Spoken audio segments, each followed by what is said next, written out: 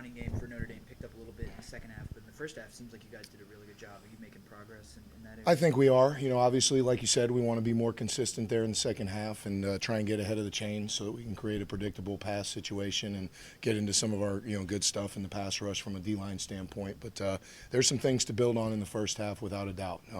Obviously, we're all disappointed in how the game ended up, but there are things when you really look at the film that you can build on, and there's obviously things you got to correct. It seems like Sam continues to just get better each week.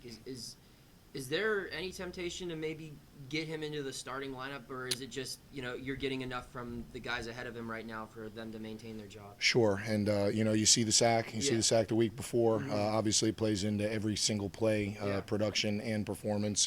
He's doing a great job, and he's getting more reps because of it.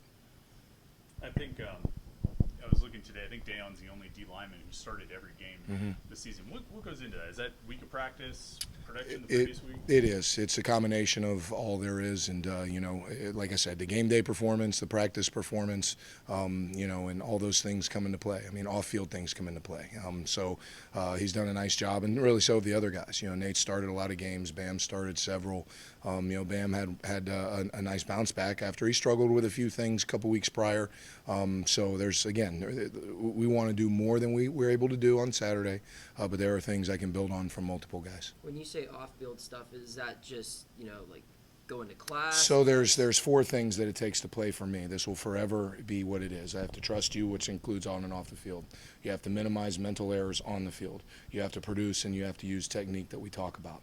All those things tie into equally, like spokes of a wheel, what it takes to play and how much you play for me. How difficult is it in a situation like that to keep guys interested? Well, I think it's a matter of there's a lot of personal goals. There's a lot of it's the thing about athletics is this is the next week. It's kind of what we taught. I don't want to repeat what I said last week, but you have to learn from the film. There's a lot of things, obviously, that we need to do better on all sides of the ball, and certainly defensively and as a D-line. And that's what we're working on this week. And to the kids' credit, they came out and they worked their tails off today at practice, and I'm proud of them for that. Just looking at what they have on Florida State, what they have on offense, I mean, yeah. Weapons everywhere. How do you guys go about even trying to start slowing that? Well, I think you do everything you can to put our guys in the best position within our scheme that we possibly can. Like you said, they've got, the quarterback's a tremendous player. I've known him since he was in high school and throughout his career, and he had a great first half against us when we played them in 2020. He popped off a very long run against us in that game. It's a play that they still run and that we're very aware of. He's tremendous with his feet. He's got a tremendous arm. He can throw off-balance passes. Certainly not going to compare him to Mahomes, but some of the out-of-position throws that he makes are special. And you look at their skill. Obviously they got a receiver that's 6'7", a receiver that's 6'4". They've got great players, so we've got to do everything we can to help our guys when they need to help, give them relief when we get a chance to give them relief, and try and do everything we can to get ahead of the chains and try and create a more predictable situation where we can make calls that fit what we know they're going to do.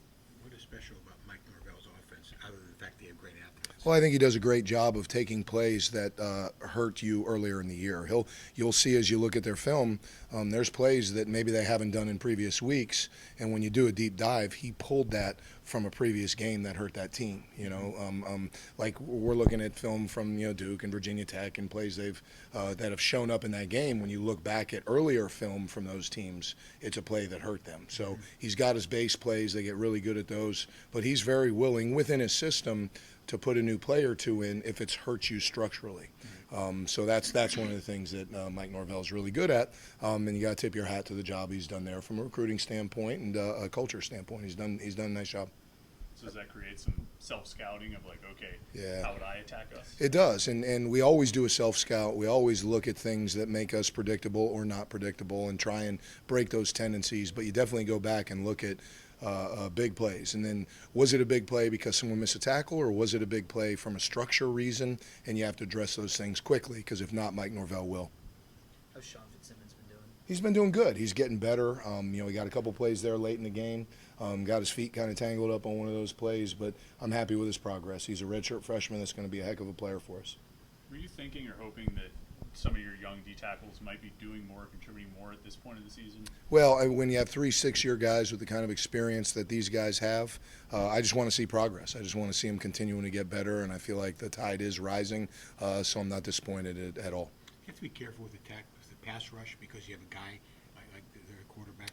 Yeah, there's a balance, right? It's if you can't pass rush scared, but you have to pass rush smart. I mean, we certainly have rules with regards to our lanes, but if you start pass rushing scared and you just extend your hands and watch him back there, then you're creating other problems because the guy can throw the ball. So you definitely have to be very, very hyper aware of your lanes without pass rushing scared.